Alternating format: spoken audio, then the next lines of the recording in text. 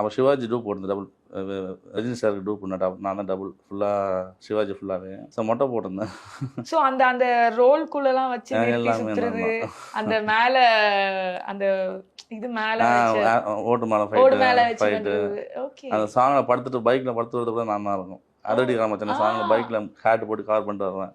அந்த லெக் ஸ்டைல்லாம் பண்ணுறதெல்லாம் நான் தான் பண்ணுவேன். ரஜினி சாருக்கு வந்து பாடி டபுளா இருக்கிறது அப்படின்றது ஒரு சேலஞ்சிங்கான விஷயம் இல்லையா? அவரோட ஸ்டைலே தனியா தெரியும். ஸோ அது எப்படி இருந்தது? அவரெல்லாம் நம்ம அவ்வளோ வந்து ரசிச்சிருப்போம். ஸோ அவரோட ஒரு பால் லாங்குவேஜ் நமக்கு தெரியும். ஸோ அவர் எப்படி திரும்புவார், எப்படி பார்ப்பார், என்ன செய்வார், ஹேண்ட் மூவ்மெண்ட் நடக்கிறது எப்படி. அதில் லெக் ஷாட்லாம் கூட நான் நடந்திருப்பேன். அவரோட லெக் ஷாட்லாம் கூட நான் நடந்திருப்பேன். அதில் சிவாஜியில் சாங்கில் வரும், அந்த மியூசிக் இன்ஸ்ட்ருமெண்ட் ஃபைட் சாங்கில் வரும். அந்த சாங்கில் அதில் கூட நான் அந்த லெக் ஒரு ஹை ஸ்பீட் ஷாட் இருக்கேன், நான் தான் நடந்திருப்பேன் அந்த ஷாட்டு. ஸோ அவரை நம்ம அவ்வளோ பிடிக்கும் அவரை. ஸோ அந்த மாதிரி அவரோட பாடி லாங்குவேஜ் எல்லாமே நம்ம அடாப்ட் பண்ணிப்பேன் நான். ஸோ அதனால் எனக்கு வந்து அவர் பாடி லாங்குவேஜ் மேட்ச் பண்ணுறது ஈஸியாக இருந்துச்சு. ஸோ அப்படி பண்ணோம். ஓகே. டீசரோட எண்ட்ல வந்துட்டு ஒரு பாம்பை வந்து விற்கிற ஒரு இது இருந்து லைவாகவே நம்ம பாம்பு பார்க்கலாம், தேல் பார்க்கலாம். ஸோ அந்த மாதிரி தான் அந்த ஸ்பாட்டே அப்படி தான் இருக்கும். ஸோ அதில் நம்ம அந்த சீக்வன்ஸ் பண்ணும்போது தான் பார்த்தீங்கன்னா வேறு லெவலில் இருந்துச்சு. விக்ரம் சார்லாம் சொல்லவே முடியாது. அவங்க நடக்கவே முடியாது அந்த இடத்துல. காலில் அவ்வளோ கழுவு தாங்க, செப்பல் கிடையாது, ஒன்றும் கிடையாது, எதுவுமே கிடையாது.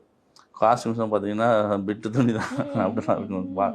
வெயில், பனி, மழை, சேறு சகதி, முள், வேறு என்னென்ன எல்லா பூச்சி கீச்சி எல்லாமே இருக்கும். தேல் ஈல் எல்லாமே இருக்கும். அந்த இடத்துலாம் நார்மலாக உட்காந்துருப்பா, ஒரு பாறையில் வந்து உட்காந்துட்ருப்பான். சாம் பண்ணிக்காமீங்க கம்போஸ் பண்ணுங்க, அது கம்போஸ் பண்ணிட்டுருப்பான். சரி சரி உடனே வந்து பண்ணுவார் அவர். அதுமாதிரி போனால் லெங்க்தி ஷார்ட்ஸாக போவோம். நம்ம லெங்க்தி ஷார்ட்ஸாக போகும்போதுலாம் கட்ஸாக போக முடியாது, அதிகமாக கட்ஸ் போக முடியாதுன்றதுனால இதை பண்ணிடலாம் சொல்லி அவர் ஃபுல்லாக கம்போஸ் பண்ணுவான். அந்த லெங்க்தி ஷார்ட் ஃபுல்லாகவே பண்ணுவார் அவர். அத்தனை 1 மணி சரி டேக் போனாலும் சரி 1 மணி போவார். அப்போ அப்படி தான் நம்ம அவ்வளோ கஷ்டப்பட்டுருக்காரு அவர் விக்ரம் சார் அந்தளவுக்கு. ஒன்றுமே வேரியேஷன். ஒரு ஃபயர் சீக்வன்ஸ் ஒன்று இருக்குது, தண்ணியில் நடக்கிற சீக்வன்ஸுக்கு ஒன்றுக்கும் நிறைய லேண்ட்ஸ்கேப் வித்தியாசமாக இருக்கும். ஒன்றுத்துக்குமே அவ்வளோ வேரியேஷன் இருக்குது. ஸோ ஒன்று மாதிரி ஒன்று ஒரு மாதிரி நீங்கள் பார்க்க முடியாது. ஸோ அப்படி இருக்கும். அந்த ஃபயர்லாம் பார்த்தீங்கன்னா ஃபுல் ஃபயருக்கு நடுவில் அவர் வந்து நின்று பண்ணிகிட்டு இருந்தாங்க. ஸோ அதெல்லாம் யாரும் பண்ண மாட்டாங்க. ஸோ ஏன்னா லைவ் ஃபயர் சிஜிலாம் கிடையாது, லைவ் ஃபயரில். ஸோ அது மாதிரி ஒரு சீக்வன்ஸ் கம்போஸ் பண்ணி பண்ணோம். சுற்றி அவர் இன்னும் 360 டிகிரி ஃபயர் இருக்கும்.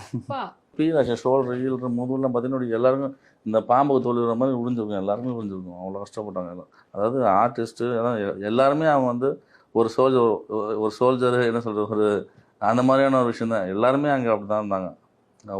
ஒரு ஆர்டிஸ்ட்டுமே சொல்கிறேன். அவ்வளோ ஆர்டிஸ்ட் ஒரு 300-400 பேர் இருப்பாங்க டெய்லி ஸ்பாட்டில். அவ்வளோ பேருமே காலையில் 5 மணிக்கெலாம் வந்து மேக்கப் போட்டு ரெடி ஆகி வந்துடுவாங்க காலைல ஸ்பாட்டுக்கு. ஃபஸ்ட்டாலாம்